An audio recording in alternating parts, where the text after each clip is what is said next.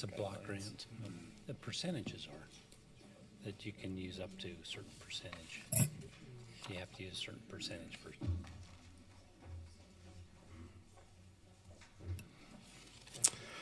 We would like to welcome everyone out to our City Council meeting this evening and would like to call this meeting to order. We would like to begin with a prayer by Stephen Downs and a pledge by Jacob Trito.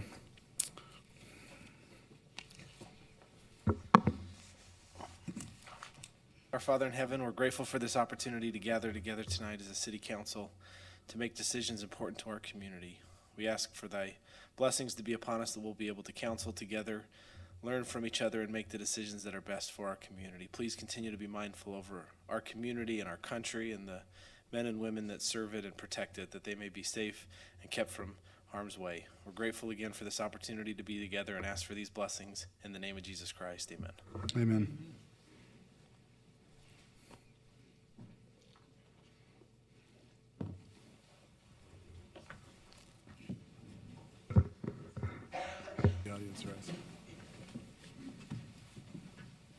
Read the pledge after me. I pledge allegiance to the flag of the United States of America and to the republic for which it stands, one nation under God, indivisible, with liberty and justice for all.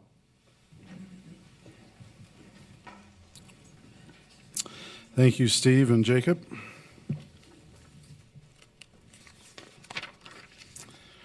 We'd like to begin with item number 7, approval of the minutes. We have the minutes of the City Council meeting of March 8th, 2016. Is there a motion to approve? So moved. Is there a second? Second. All in favor, say aye. Aye. Thank you. We'd like to mention the upcoming events that will be occurring. On March the 31st, Cherry Hill Elementary, there will be the 50th birthday celebration at 6 p.m. On April the 4th, Mad Dog Cycles is having their grand opening at 9 a.m. at 350 North Orem Boulevard. April the 6th through the 8th, we have the Utah League of Cities and Towns Mid-Year Convention at the Dixie Center in St. George. April 23rd, we have the Orem North Neighborhood Picnic at noon. On April the 30th, we have the Sunset Heights East Neighborhood Picnic at noon.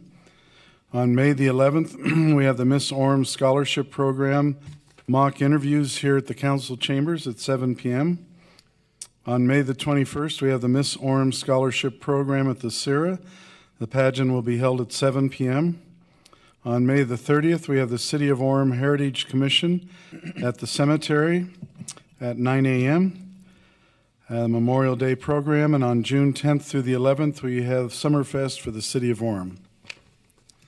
A lot of wonderful events coming up. I don't believe that we have any appointments to boards and commissions, so we would like to read a proclamation on the Fair Housing Month of 2016.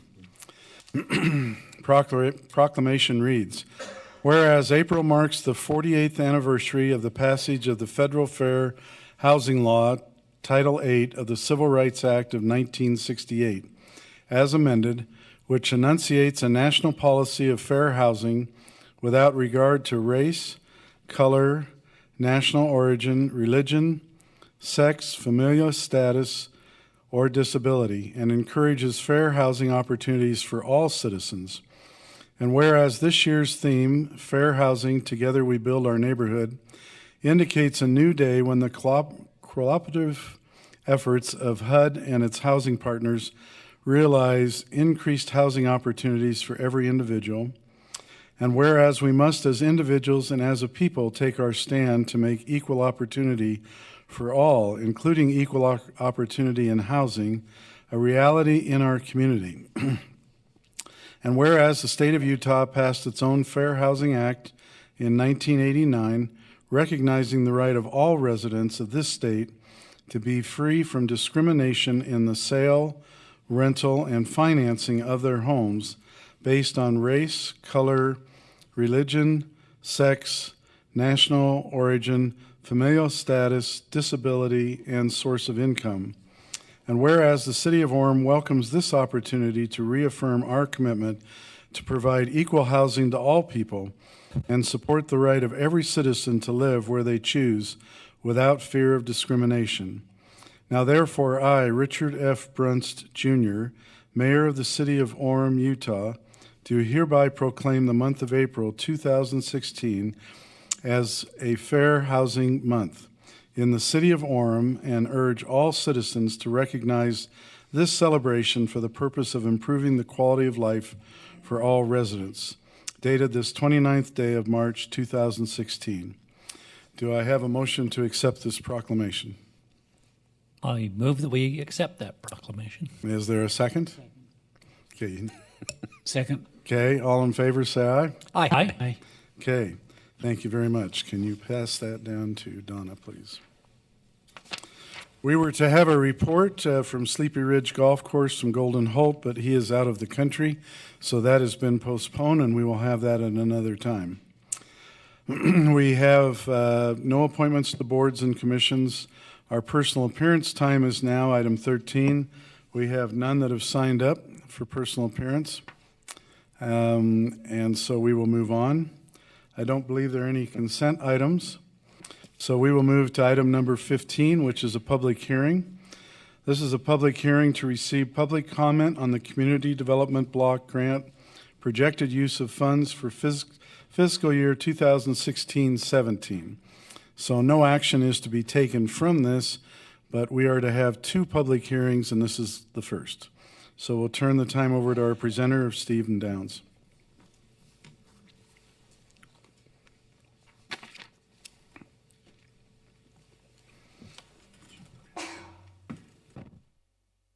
Thanks, Mayor and Council. As you mentioned, per HUD requirements, there are 2 public hearings. We'll do the first tonight, and then there's a 30-day waiting period that's required for additional public comment. And then we'll come back to you May 10th and ask for your approval of the recommendation, the Citizen Advisory Board. Our chair couldn't be here tonight. She was going to present with me, Jenny Ball, but our CDBG commission members who spent quite a few hours not only hearing from presentations, but many of them who've served over the course of a couple years have visited a lot of these places personally to understand better the work that they're doing.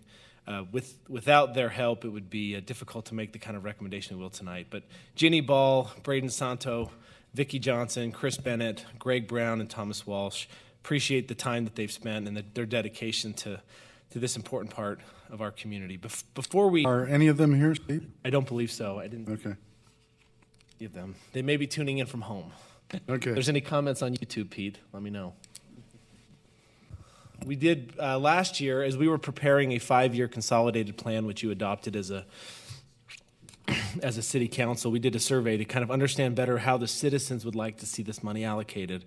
There's a portion that's reserved for public services, and that's 15% of the total allocation, which is about $608,000 to $609,000 over the last couple years on average. As we asked them how they would like to see public services, their priorities were educational services, substance abuse centers, domestic violence services and centers, mental health services, healthcare services, and you'll see that reflected in the recommendation.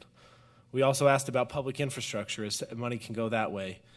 Sidewalk and street improvements was number 1. Water and sewer improvements were also important, and obviously is being reflected in other parts of the city business. Drainage as well was important too. Then we asked about housing.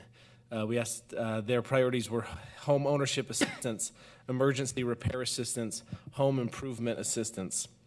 You'll see emergency repair assistance and home improvement assistance reflected in the recommendation. There's a consortium that's part of Utah County, and Provo heads it up, that actually, and I have that recommendation as well, that it addresses the home ownership component.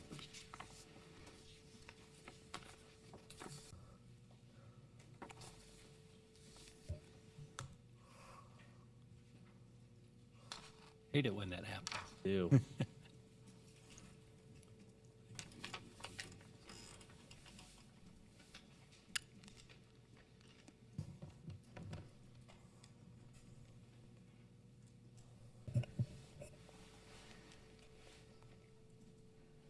I think Jenny made it. Steve? Jenny made it. Oh, Jenny Ball. This is our chair of our CDBG commission. Nice to have you here. Thank you. It was just 1 second. Just went out from the screens. I don't know. Everything seems to be plugged in.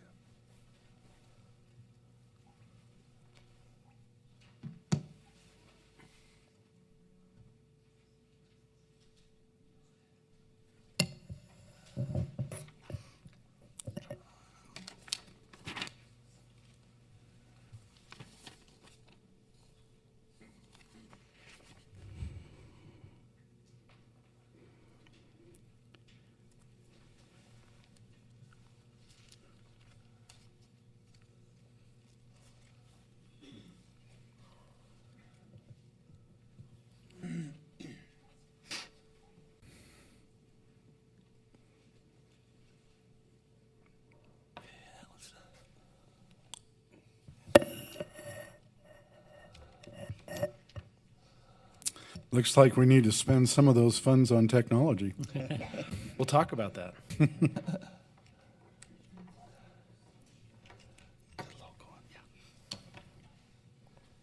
We had 7 people on our commission, and before we started in January, Stephen had sent out a survey on the website, and we got some responses.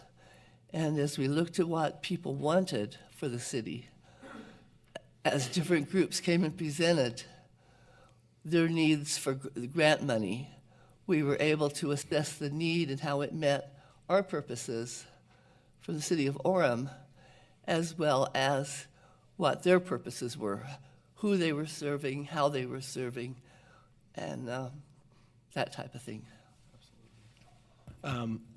So again, the housing component. Let me now go in, and I'll have Jenny read this in, but this is the recommendation in this presentation that you have received in your packet, a little detail about each organization, what their mission is, what they do, and how many what they call unduplicated patients they plan on serving with the money that, now that's what they requested in full, and we weren't able to to meet all of their requests, but I'll let Jenny read in that. So- If you have any, go ahead, Mayor. Question on the very first one, Experience Children's Museum.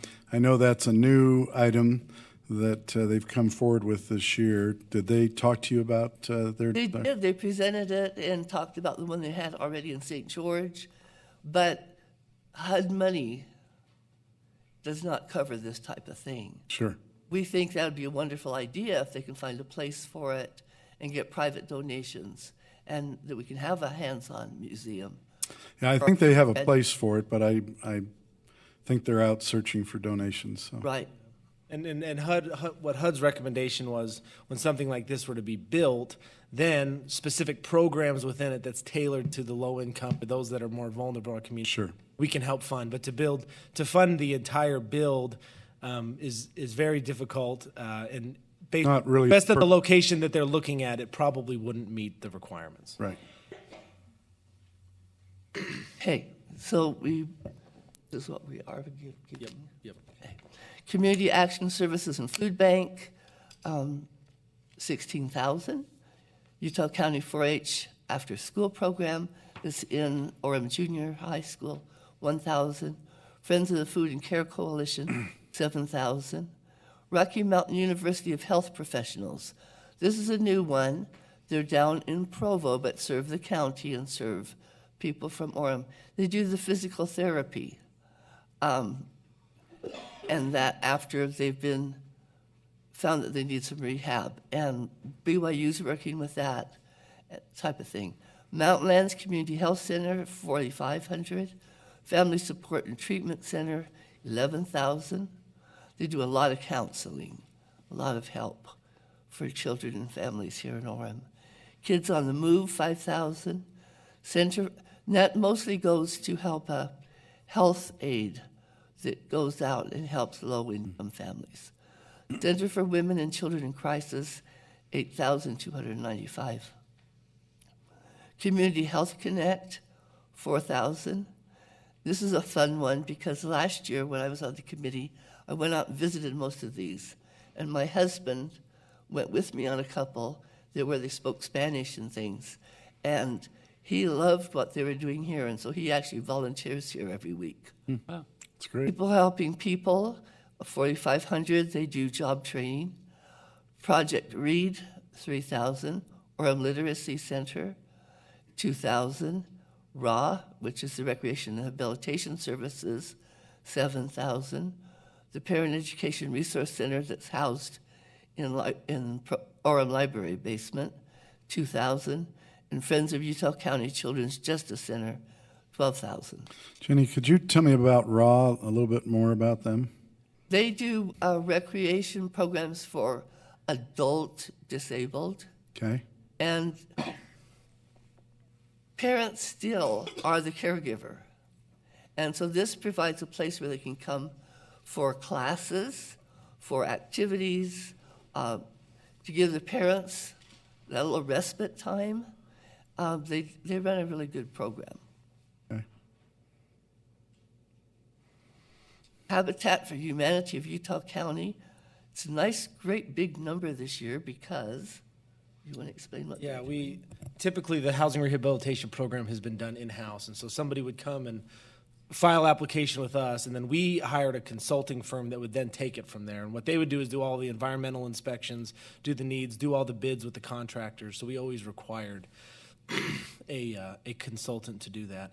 Well, Habitat for Humanity this year has come in and made a proposal to take over that program where all applications would go through them. They have in-house the ability to do the environmental reviews, to do the bids, and obviously the Habitat for Humanity, because of the nature of who they are, has the ability to utilize a lot of volunteer services, which makes the money go much further. They made the presentation to us, and it was unanimous that we felt like this was the right direction to go with this program, to get more for our money, allow that money to go further and impact more people, and give them suitable housing. And then also so that they can evaluate the entire needs of that family so that they can point them in the direction of most likely some of these other services that we are funding. So we really like that idea because they're not having to come to us, present an application. We have to go out and find consultants to go. It saves us from being the middleman. It's much more efficient. The code enforcement for the city, this is for two of the special policemen that do the patrol for nuisance houses, drug houses, that type of thing.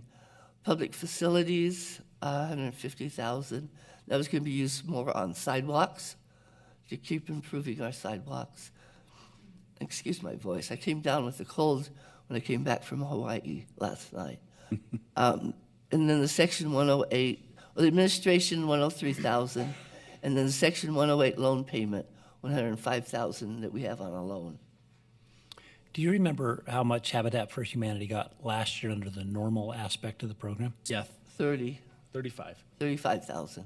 And then the balance was being administrated through Orem City then? correct. So this number, which is subject to change, is we still would finish out this year under our normal structure. And so it's subject to change in the sense that we could have next month somebody come in and ask for a $15,000 loan that would be warranted, and we would execute that under our current setup. So the amount of money could be less, well, most likely would be less than this, but Habitat for Humanity is prepared to operate under whatever the funds are that are available. And they will use the same type of application program and requirements that we were using, that it needed to be a low-income family, that their improvement to the home was warranted and necessary, and that type of thing. And then, we love the idea that they can bring in neighbors, they can bring in contractors that give volunteer time and materials. Yep. So much better than if we were administrating it. And currently, Habitat for Humanity does this program for our mobile homes, neighborhoods. And so it would really just be expanding to take over the single-family ones as well. And those projects would all be within the boundaries of Orem? Yep, and they'd have to meet the same qualifications that we would have. And as we talked about the public services, we talked about some Provo agencies. All of that money still can only be used for Orem residents that meet. So that everybody that comes in, they know they'll check pay stubs to ensure that they're meeting the income qualifications, and then of course they'll have the address, so that all money in this program is spent on Orem. Yeah, everything on this page is strictly Orem. Okay. And sometimes with programs, there's the part that gets used for specific allocation, and then there's portions that are used for administrative expenses. Is there any administrative expense in that, or that's all going straight towards the projects? Habitat will, there will be some administrative in that, but much less because their costs are typically already covered through other means. Where in our case, we had a flat, every time there was a loan, we had a $2,500 fee we'd pay to a consultant. Every time there was a grant, we had a $1,000 fee. So So it really becomes much more effective. Absolutely. And so Habitat has a group of volunteers that does projects regularly, and typically it's been building homes, but the cost of land in Orem and really in neighboring communities other than far South County it just has become prohibitive. So they plan on using those same volunteers that have offered their services to go into these homes and redo bathrooms, redo kitchens, redo whatever is needed. Rough. So it sounds like a win-win where we're much more efficient, so. It is. And our partnership with the Habitat for Humanity of Utah County has been strong. This is their 25th anniversary, so 25 years strong. They do a great job. But they do a great job. Good idea. Okay. Yeah. This is a public hearing, and so we do want to open it up to the public. For anyone who would like to make a comment, we would request that you hold it to 3 minutes and give us your name and address. You're welcome to come forward if you'd like.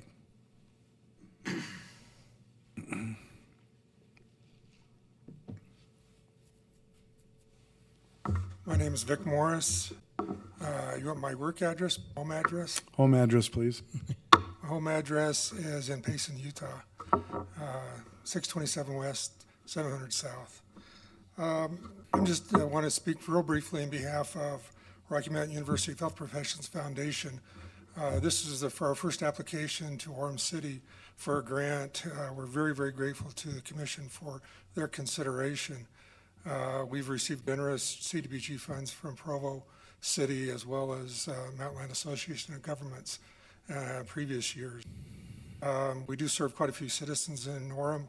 One of the things that has happened since we've met with the commission, made our presentation, is that we have 16 MS patients that are being treated here in Orem at Bushnell Physical Therapy Clinic that are being moved over to our clinic.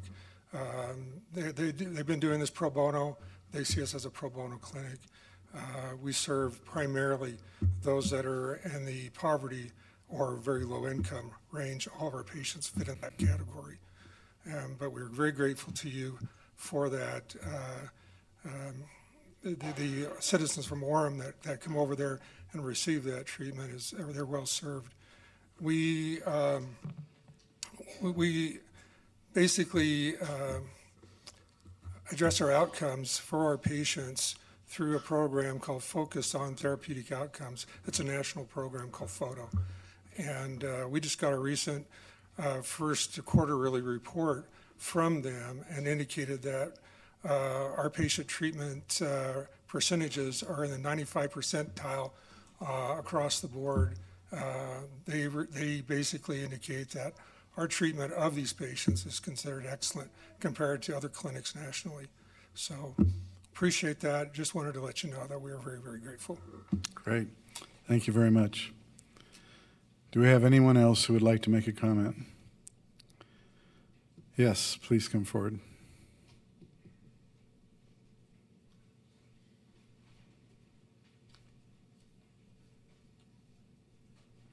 Just a quick comment.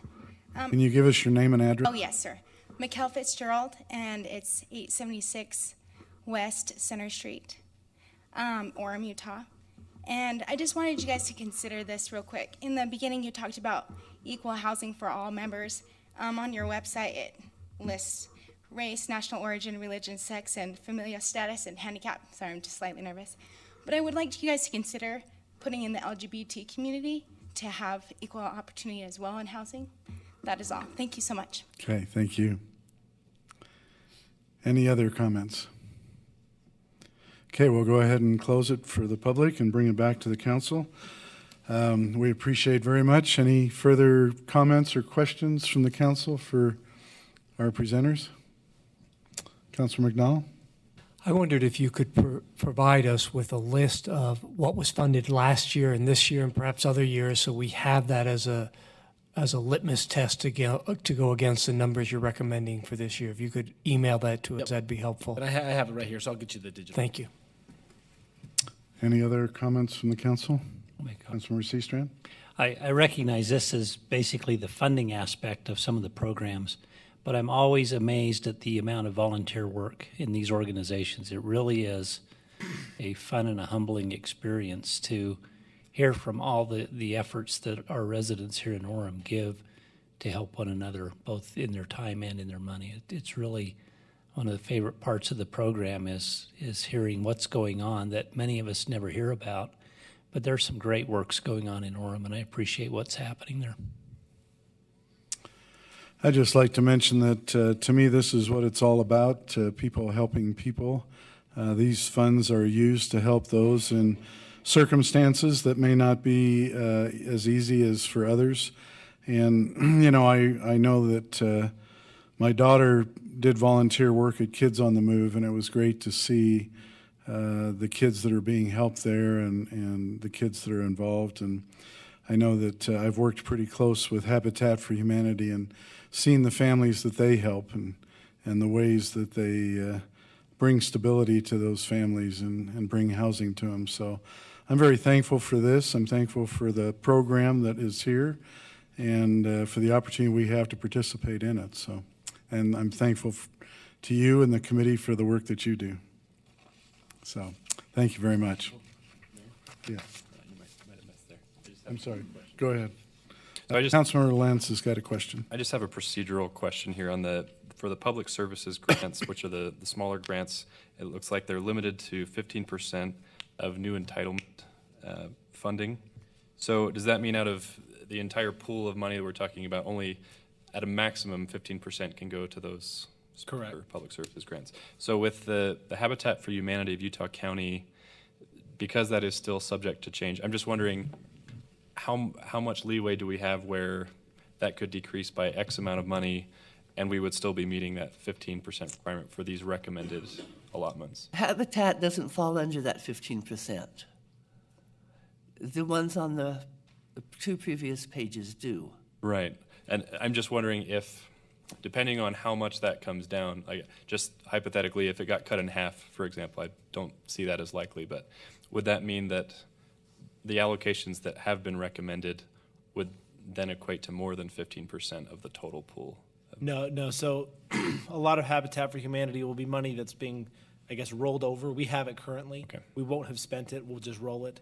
And then they'll have some money. And then there is some new entitlement money, but that 608,000 and change that the 15% is based off, that number won't change. Okay. So the 91,295 is the amount we can give. It'll stay that way. Yep. Thanks. And they have made the final allocation on that? I mean, the usually comes from the federal block grant. Yes, we did get the final amount. Sometimes they're slow in letting us know, but Yeah, we don't know the exact amount, and that's why we have the asterisks, because say if somebody came and asked for help right now, in the next few months before this kicks in, then that would decrease it by that amount. Councilmember McDonald has a question. It looks like from these rough numbers that we have only about 11 or 12% going, so we're pretty well below that threshold of 15, right? Because we've only got about 90,000 going to the other project 91,295 out of 810. out of so 810 income. That also includes money that we will roll over from last year. Okay, so So the new money is 608,630. so we're right at That's with 15. 15%. Yep. Yep. Yep. Thank you. We gave out every dollar we had. Good for you. Okay, thank you very much. We'll now go ahead and move on to item number 16, which is a public hearing on a PD 21 Parkway Loft sign requirements.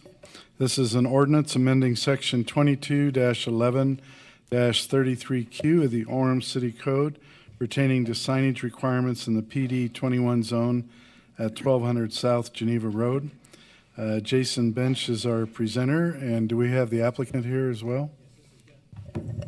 This is Ben Lowe. He's the applicant as well. Okay, thank you. He can, Nice to have you here. I'll say a few things, and then he can address any questions as well that you may have. Okay.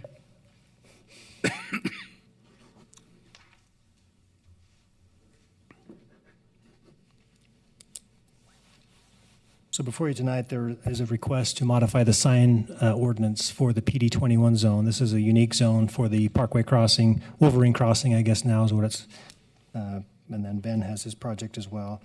This is a unique zone. Of course, you're familiar with the PD zone. So the sign ordinance is encapsulated within that PD zone. So this would not affect citywide. It's strictly specific to this PD zone.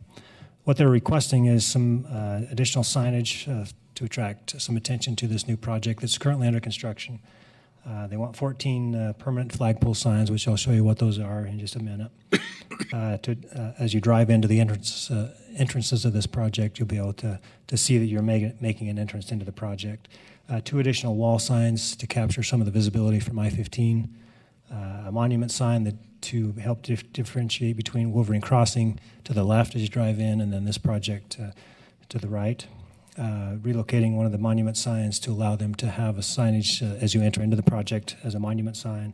And as part of these requirements, they will be reducing the overall height and requirement of the monument signs.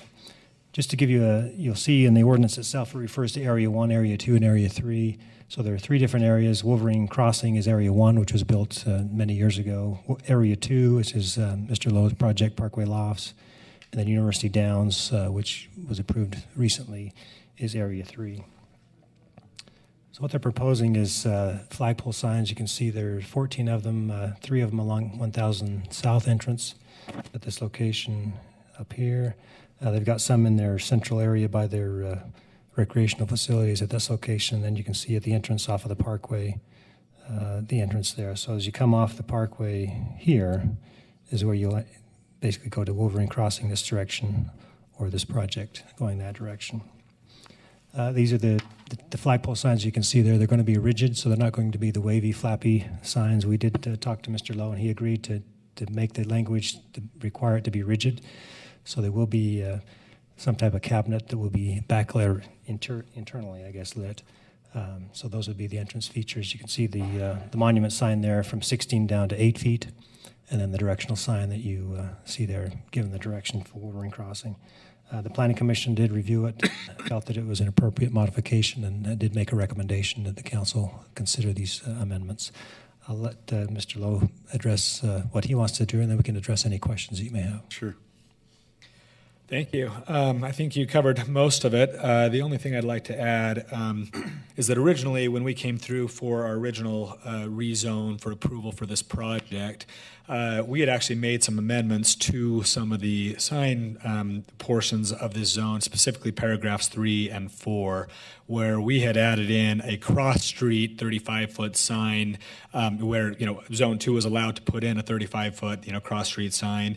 And then in Section 4, we were also allowed a 27-foot sign, 385 square foot sign. So two, I guess what I would call huge, very, very large signs were added into the zone. What happened is when the owners of Area 3 came through for their rezone, apparently they used an older version of the code. And so they did not redline the correct version of the code. And those signs were taken out without anybody knowing. They said, here's the changes we're making. Here are the red lines. Those changes were made, it wasn't redlined. So we actually think that right now we still have the ability, the right, that was the original plan, was to build a cross-street sign and a 27-foot sign. As we looked at that, we felt like those weren't going to be very tasteful with the cross-street sign that exists right now at Wolverine Crossing. Right. Two of those right next to each other was going to look bad. They're very big. The 27-foot sign, it's kind of a gargantuan sign. And so we got together with our sign people and put together this package, which we felt was more, more tasteful and for the community better. So as part of this approval, I guess what we view is that we are not trying to ask the city to change that back to what we think it should be, but we'll just leave that change the way it is. We'll no longer be able to do those two larger signs in the project, but then here's what we would basically propose instead. So I have a question on your wall sign. So is that going to be individual letters, or is it going to be a banner? Two of them are individual letters, and then the others are banner temporary. So if you see the one at IKEA, there's an actual frame that goes on it where it can be changed out. In those would not be by permanent. Those would be just a certain during a lease up, those kind of things. Okay. So the text would allow them to do either one, banner or permanent sign. And they can change. Okay. Yeah. All right. I don't have any other questions. Any questions from the council? Okay. Well, this is a public hearing, so we'll open it up to the public. Anyone who would like to make a comment is welcome to come forward and give us their name and address and hold their comments to 3 minutes. Seeing no one is coming forward, we'll go ahead and close that portion of this hearing and bring it back to the council. Any questions or comments from the council?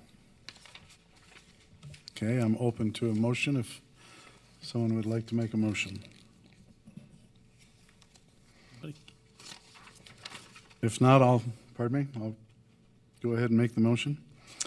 I move that the city amend section 22-11-33Q of the Orem City Code pertaining to signage requirements in the PD 21 zone.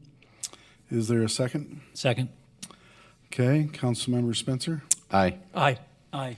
Aye. Aye. Aye. Aye. Okay, the ordinance passes. Thank you. Thank you very much. Appreciate it. We'd now like to go on to item number 17, which is also a public hearing. This is for amending 22-11-53H21 of the Orem City Code pertaining to the order of development in the PD 40 zone at 470 South State Street. Jason Bench is our presenter.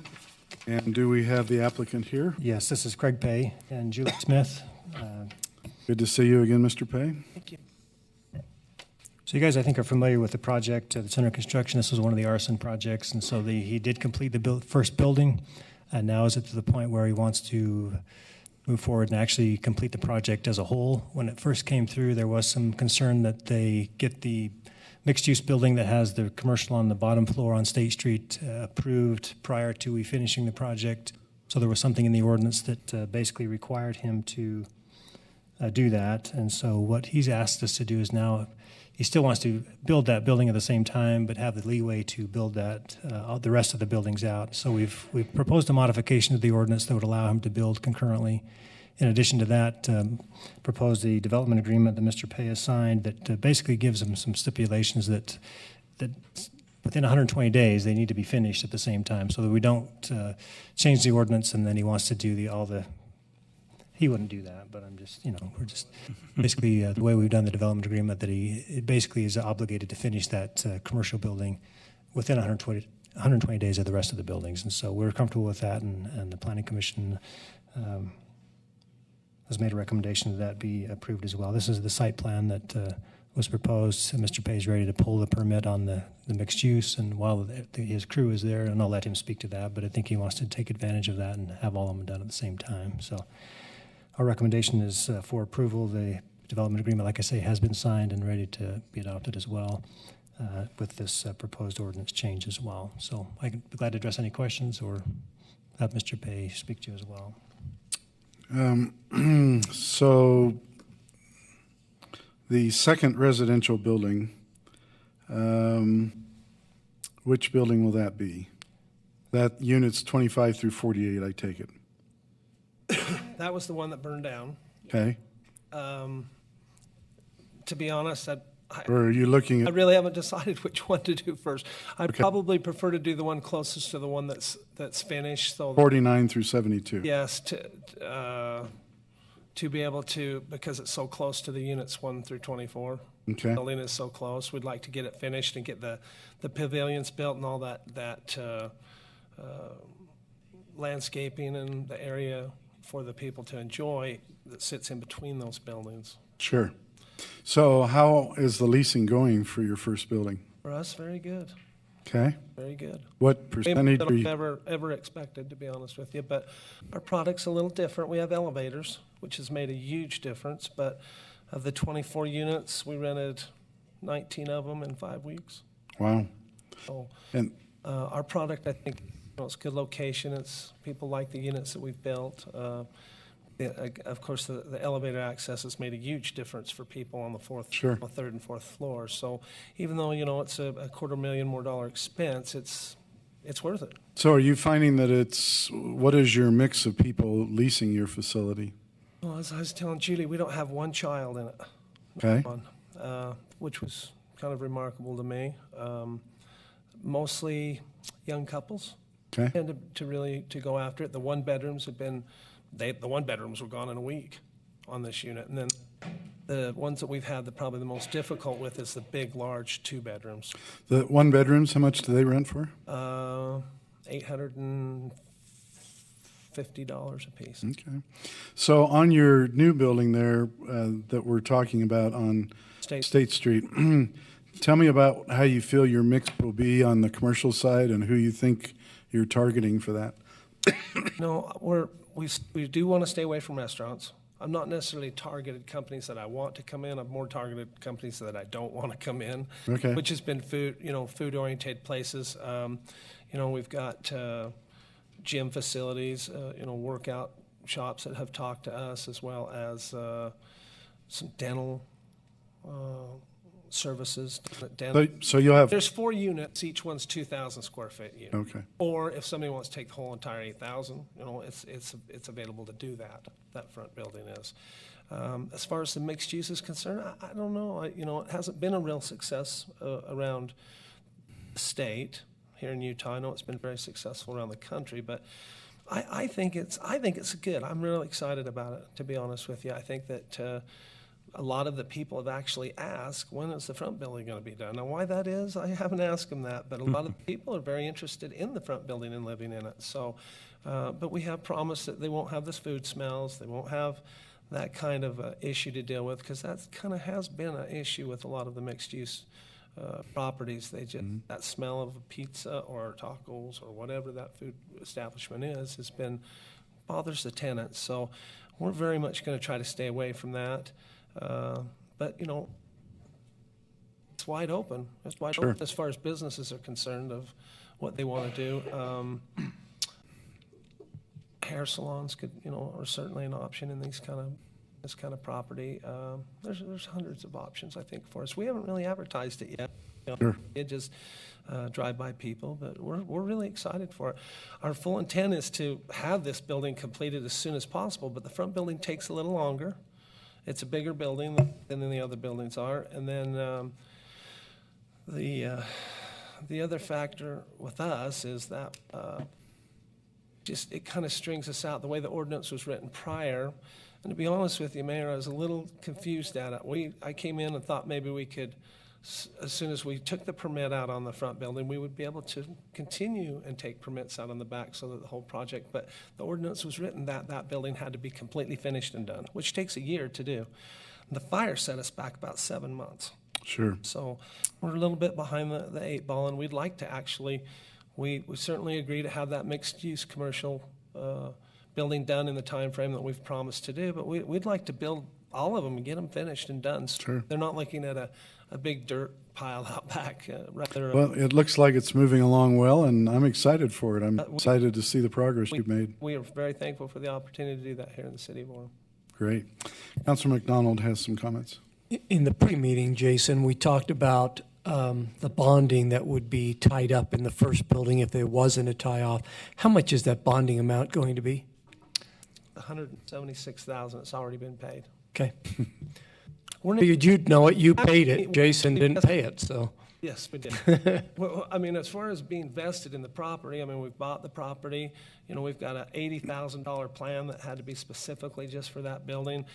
We've paid the $176,000 bond. I mean, economically, we need to move forward as fast as we can with all of Thank you. Sure. Any comments from anybody else? Councilmember Spencer. So on your time frame, you're looking like a year and a half to finish the project? Well, it took us 9 months to build the building that we have. So at the most, I mean, that's certainly optimistic. But that's our plan, yes. Okay. Any other comments from the council? Okay, well, this is a public hearing, so we'll go ahead and open it up to the public. Anyone who would like to make a comment, please come forward and hold your comments to 3 minutes and give us your name and your address. Seeing that there are no public comments, we'll bring it back to the council. Any other questions or comments from the council? I'd like to make a motion. Okay. I make a motion that the city amend section 22-11-53H21 of the Orem City Code pertaining to the order of development in the PD 4 zone at 470 South State Street. Is there a second? Second. Mayor, sorry, if I could, real quick, I just want to point out that the language that Jason showed you here is a little bit different from what was submitted to you originally. And so just want to be clear that what you're proposing to adopt is the language that Jason has put up on the screen there. The 120, the 120, 120. Yeah. What's on the screen now, not what we were emailed. Right, that's correct. Right. Yes. Okay. Okay. We'll go ahead and start with Councilmember Luray. Aye. Aye. Aye. Aye. Aye. Aye. Aye. Okay, the ordinance passes. Thank you. Thank you. Good to have you here. Thank you, Jason. Appreciate it. Communication items, anything from City Manager? Just if you wouldn't mind joining us to celebrate Councilmember Spencer's birthday, that'd be great. And Excuse me, C-Strand. C-Strand. I don't want another birthday. Celebrate his. And our City Manager, Amy. And I did have a birthday. Yeah. Thank you. That will be in room 107 after this. Is there a motion to adjourn? So moved. Second? Second. Okay, all in favor, say aye. Aye. Okay, we are adjourned. Thank you.